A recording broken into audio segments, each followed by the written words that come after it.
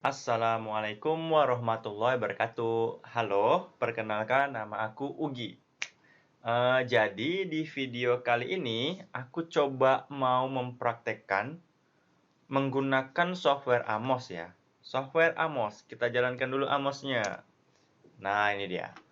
Ini saya gunakan Amos versi 22. Jadi judulnya SEM, Structural Equation Modeling, SEM, Second Order dengan software Amos. Jadi, kita akan gunakan pendekatan maksimum likelihood sama Bayesian. Nah, buku bacaannya ini. Tuh, nah ini.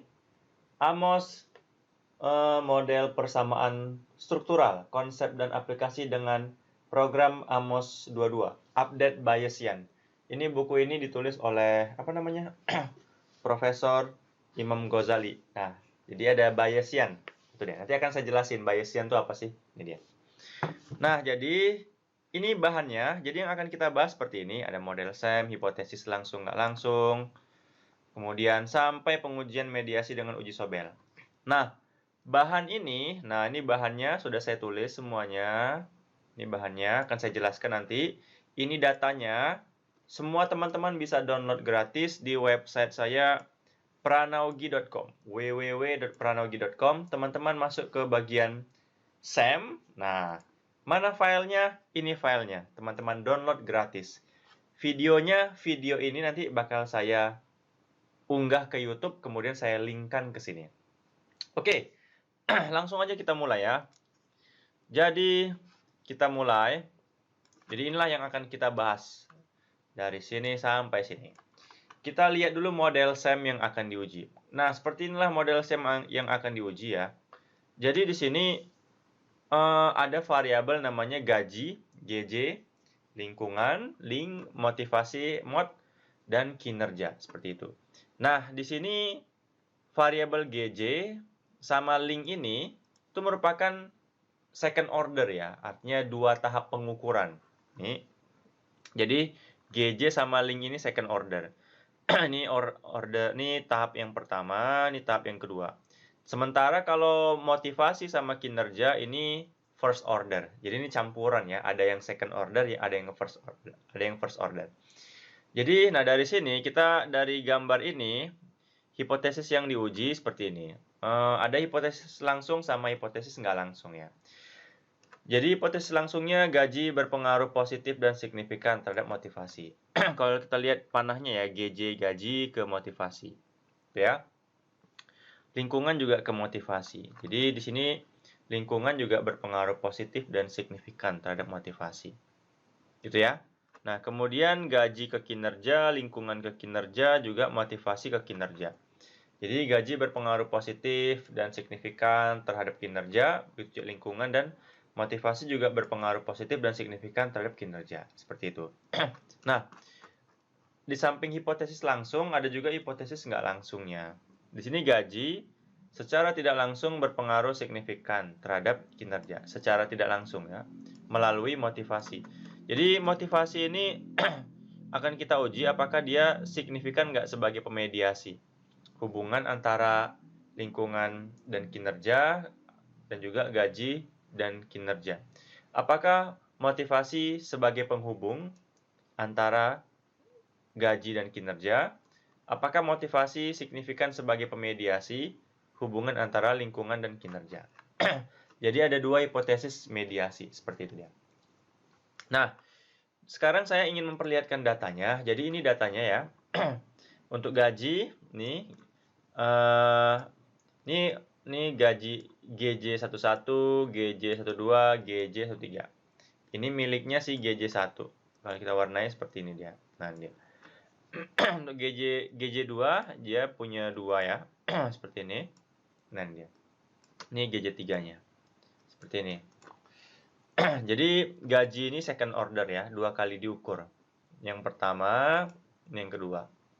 Begitu juga lingkungan juga 2 kali diukur ya, second order. Ini yang pertama, ini yang kedua. Ini milik yang ini milik yang ini. Namun kalau motivasi sama kinerja ini dia first order. Jadi jumlah respondennya semua ada 256. Nah, sekarang data yang ada di Excel ini kemudian kita pindahkan ke dalam SPSS seperti ini. Nah, jadi saya sudah pindahkan datanya ke dalam SPSS. Ini GJ11, GJ12 sampai kinerja, KIN3. Ini sudah dipindahkan ke dalam Excel ya. Ada 256 responden. Nah, kemudian kita buka Amos-nya. Di sini kita coba gambar ya. Sekarang kita gambar. Kita coba gambar dulu. Kita gambar. Nih gambarnya memang agak lama sih, tapi yaudah. Gambarnya seperti ini misalkan ya. Saya coba contoh gambarnya. Kita mulai dari sini dulu. Dari GJ1. GJ1 ada 3 ya. Jadi saya mau gambar di sini ada 1. Itu ya. Di sini 2, di sini 3. Nah, gitulah dia. Ini untuk gajinya. Sekarang untuk lingkungannya 1 di sini aja, 2. Itu ya. Kemudian untuk motivasi saya mau gambar di atas, kinerja di sini. Gitu. Sekarang kita buat anaknya. 1 2 3. Ini kan ada 3 ya. Kemudian di sini ada 2. Di sini ada 2. Kemudian di sini 2, di sini 2. Di sini ada berapa ya? Motivasi ada 2, kinerja 3. Nah, ini dia. Sekarang kita geser dulu seperti ini. Biar rapi aja. Nih, seperti ini dia. Oke, kan cantik ya. Kemudian kita pilih ini. Nah, ini dia. Kita zoom dikit. Oh. Nah, sekarang kita mulai beri nama ya. Di sini kita kasih nama GJ1. GJ1 gitu ya. Di sini buat aja misalkan 8 ya fontnya. Ini dia GJ1. GJ11, sorry, ini GJ11. Ini GJ11. Ya, sabar ya, kita gambar. Di sini ada GJ12. Di sini kita buat 8. Kemudian belum. Ini 8. Ya, di sini GJ13. Nah, selesai dia 8. GJ13. Oke, di sini GJ21. Ini GJ21 8. Di sini GJ22. Sorry, kok sini. Sini GJ22. Ya, pas ya. Oke. Ini GJ31. Di sini 8. Di sini GJ32. Sorry. Ini GJ32. Oke, GJ-nya udah selesai nih. Kemudian lingkungannya di sini ya. Link 11. 8. Di sini link 12. Oke. Ini link 21. Di sini 8. Ini link 22. Oke, dah. Kemudian di atasnya mod 1. Mod 1. Sini 8. Di sini mod 2. Gitu ya, mod 2. Oke. Di sini KIN 1. Kinerja. Di sini KIN 2. Ini 8 ya. KIN 2. Ini KIN 3. Oke. Nah, seperti ini dia. Sekarang ya kita save dulu saya. Saya mau simpan di misalkan di dalam folder ini New Amosku. Ya, New Amosku, terserah nama bebas. Dah, kemudian kita import datanya dulu, data file. Kita cari datanya itu udah disimpan di SPSS nih, data SPSS nih. Kita mau import datanya. Di sini. Nah, ini dia data SPSS ya. Kita open. Ada 256 ya. Tunggu dulu, belum muncul. Kayaknya nggak ada ya. Oh, udah. Nih dia. Kemudian kita pilih oke. Oke, jangan lupa di-save. Seperti ini. Selanjutnya ya, kita pilih plugin ya. Ini pilih name unobserved variable. Tik. Nah, muncul dia seperti ini. Nah, kita beri nama di sini. Sekarang kita perbaiki lagi. Namanya di sini GJ1 ya. Di sini namanya GJ2. Ini GJ2. Itu ya. Di sini GJ3. Sini 8. Oke, seperti itu. Kemudian di sini link 1.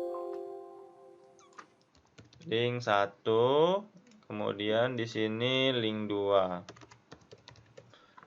8. Oke, seperti ini ya. Di sini motivasi. Oke, kok mod. Di sini kinerja kin. 8.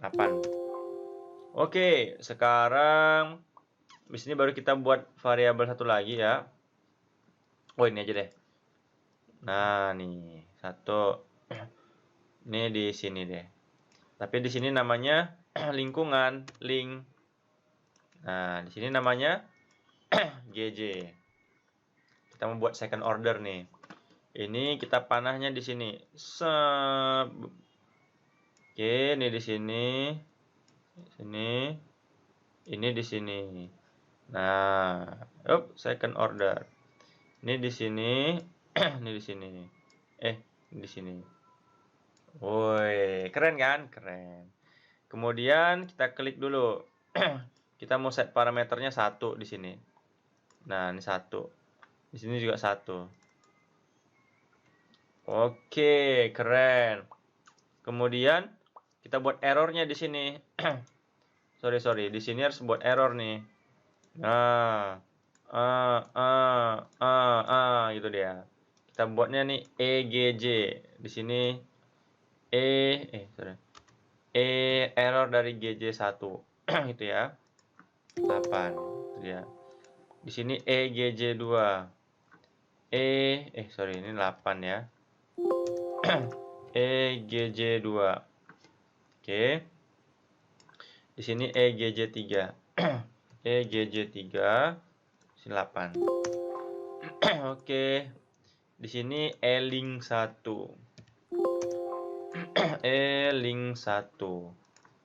Di sini E-link 2. E-link.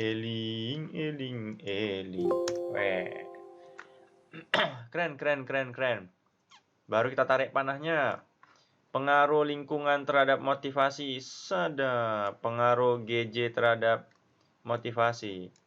Pengaruh motivasi terhadap kinerja. Pengaruh lingkungan terhadap kinerja. Pengaruh gaji terhadap kinerja. Ini kita geser kanan. Jangan lupa nih dikasih yang ini karena dia endogen ya. Dia. Kita buat ekin 8 error dari kinerja. Ekin. Di sini error dari motivasi 8 emot. Oke. Wis, keren. Udah jadi kayaknya nih. Jangan lupa korelasinya dulu antar variabel eksogen. Baru kita pilih title ya. Kita mau buat ada namanya P dari chi-square ya. Nih P kan RMCA. Kemudian apa lagi ada apa namanya EV misalkan. Ada NFI. Tunggu kita lihat dulu ukurannya ya. Ada macam-macam sih tapi nggak usah semua lah. Ya, mana ya? Kelewatan. Kayaknya di sini nih. Nah, ini dia. Sorry. Nah, ini dia.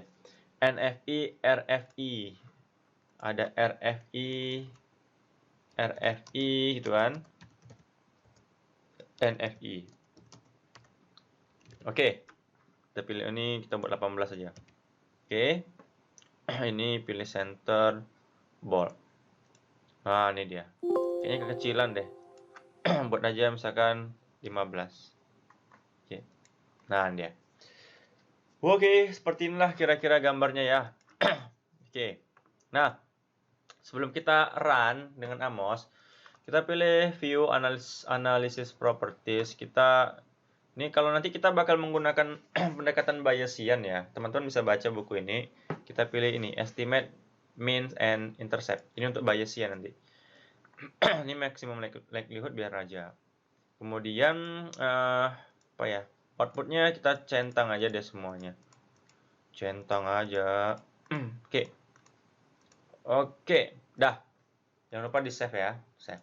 Coba kita eksekusi dulu. 1, 2, 3. Shit. Apakah error? Jangan error. Kayaknya nggak error. Hahaha. Woi, hasilnya muncul. Wis. P-value, P-chi-square 1. Sempurna, modelnya fit 100%. RMCA-nya 0,000. Wis. Sempurna banget nih hasilnya. RFI-nya 1, NFI-nya 1. Nah, seperti itu dia. Oke, kita mulai membahas hasilnya ya. Jadi hasilnya yang mau kita bahas nih. Nih, pengujian apa namanya ya? Model pengukuran, measurement model. Ada namanya SLF ya, standardized loading factor, construct reliability, AV. Kita mau lihat ya, kalau dari SLF-nya itu harus di atas 0,5. Teman-teman bisa baca lah buku Ghazali ini ada. Oke, SLF-nya yang mana? Kalau kita lihat di Amos ya, dia di bagian text output. Kemudian kita melihatnya di tunggu ya. Di sini. Bagian estimate ya. Nah, di standardize ini. Nah, nih. Kita lihat yang untuk yang item-itemnya nih kayak GJ1 berapa, GJ11. Kita lihatnya di sini. Nah, GJ11. Mana ya? Nah, ini dia. SLF-nya 0,971. GJ12 SLF-nya 971. Kemudian mana lagi? Ya, dari sini ke bawah lah. Link 1 0,97. Semua lolos semua. Semua nilainya 0,971. Nih GJ1 juga. GJ1 ini juga kita ukur berapa SLF untuk GJ1. Kita lihat di sini GJ1-nya 0,905. Masih lulus dia kan? Itu kan? GJ1. Sama nggak di sini GJ1-nya? GJ1, nah sama dia. Oke, semua sudah di atas 0,5 ya, berarti udah lolos lah berdasarkan SLF-nya. Clear, aman.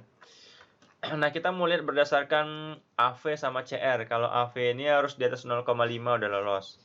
CR-nya harus di atas 0, berapa ya? 7 lolos juga.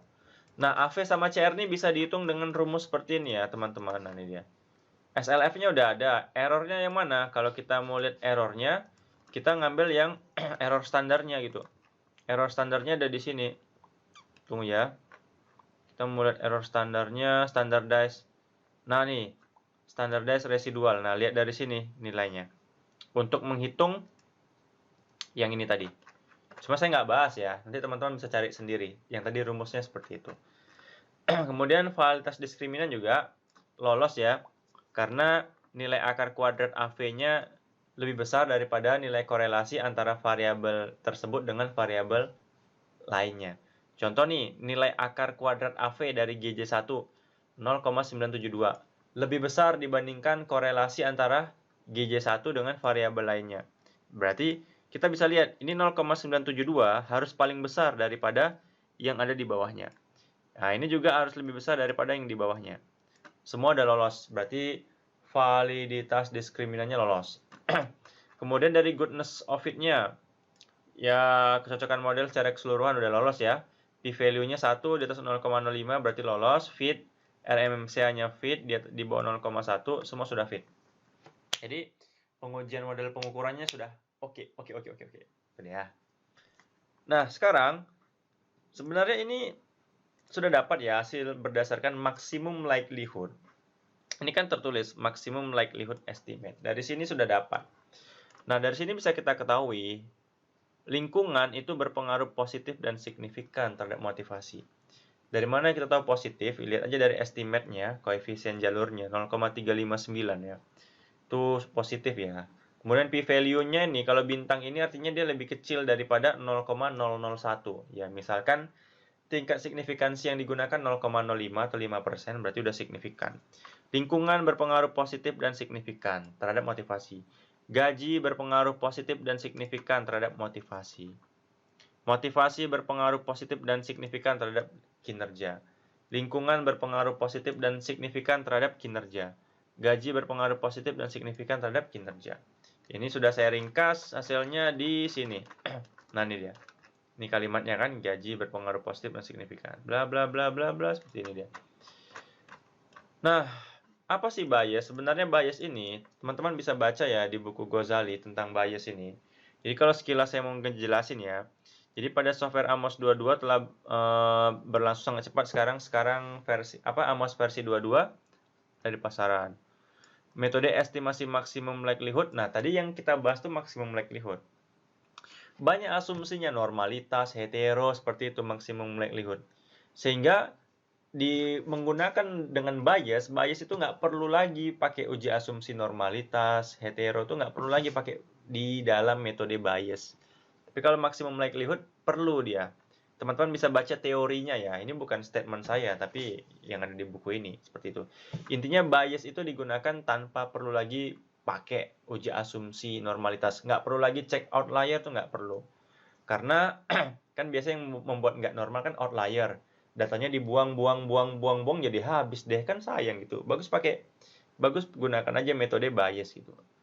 Nih teman-teman bisa baca teorinya seperti ini dia. Yang jelas di bias nggak pakai pengujian asumsi normalitas seperti itu. Oke ya. Lanjut di sini koefisien determinasinya pengaruhnya apa ya, untuk motivasi 0,637. Variabel gaji dan lingkungan mempengaruhi motivasi sebesar 63,7%. Nah, sekarang saya mau memperlihatkan bias dulu ya. Kalau bias tuh seperti ini. Kalau bias kita pilih analyze, di sini ada Bayesian nih. Nah, ini Bayesian estimation. Nah, kita tinggal tunggu dia lagi menghitung. Nah, ini dia. Wah, sepertinya error ya. Padahal semestinya nggak error. Tadi laptop saya baru nginstal ulang, error. Ada muncul seperti ini. Waiting to accept. Coba saya mau pilih apa ya? Bisa nggak pilih ini ya? Tunggu ya. Adapt. Nah, ini muncul ya. Sorry. Nah, ini dia lagi ngitung nih. Lagi ngitung. Nah, ini kan dia lagi ngitung. Kapan harus berhenti? Ini kan ada mukanya nih, warnanya merah nih. Mukanya masam gitu merah. Kalau mukanya udah warna hijau, berarti teman-teman ditekan stop. Warna kuning atau hijau? Tunggu ya. Saya udah ada. Nah, ini dia. Kalau dia mukanya berwarna kuning, nah ini kuning, berarti proses perhitungan biasnya boleh dihentikan. Bisa baca di sini ya. Tapi ini kan perhitungannya masih merah dia. Masih merah seperti itu. Memang kadang agak lama dia. Dia lagi proses menghitung nih. Kita tunggu aja dulu ya. Sambil kita option. Kita pilih credible interval. Credible interval ini untuk mengetahui signifikan atau enggaknya. Pilih close. Kita tunggu dulu sampai semenit mungkin nih kayaknya. Ada warna kuning nih. Nah, kalau ada warna kuning, kita tekan stop ini. Oh, masih merah. Ulang-ulang. Kalau masih merah jangan kuning. Tunggu ya. Dia harus kuning dia. Nah, ini kuning. Oke, sudah kita pause. Artinya kita tekan tombol ini, kita pause. Artinya kalau kuning itu dia sudah konvergen perhitungannya. Seperti itu. Nah, dari sini gimana sih cara pengambilan keputusannya signifikan atau enggak? Oke. Jadi ini sudah hasilnya udah ada. Ini saya close saja ya. Di sini hasilnya. Jadi teman-teman, cara mengetahui signifikan atau enggak, kita fokusnya lihat credible intervalnya yang 50% lower bound sama 50% upper bound. Nah, di sini ya, saya ngambil contoh pengaruh gaji terhadap motivasi. Ya, ini dia. Kita lihat di sini gaji terhadap motivasi, GJ ke mod. GJ ke mod nih dia. Min. Kolom min ini koefisien jalurnya ya. GJ mod. Pengaruh gaji terhadap motivasi. 0,602 itu koefisien jalurnya ya. Ya, berpengaruh positif dan signifikan. Kenapa signifikan? Karena kata saya baca dari Ghazali menyatakan jika dalam range interval bukan literval, interval ya. Sorry. Ini interval. Di sini Ini in. Oke, interval. Nah, jika dalam interval lower bound sama upper bound di antaranya tidak memuat angka 0, itu artinya signifikan ya. Ya, ini dia.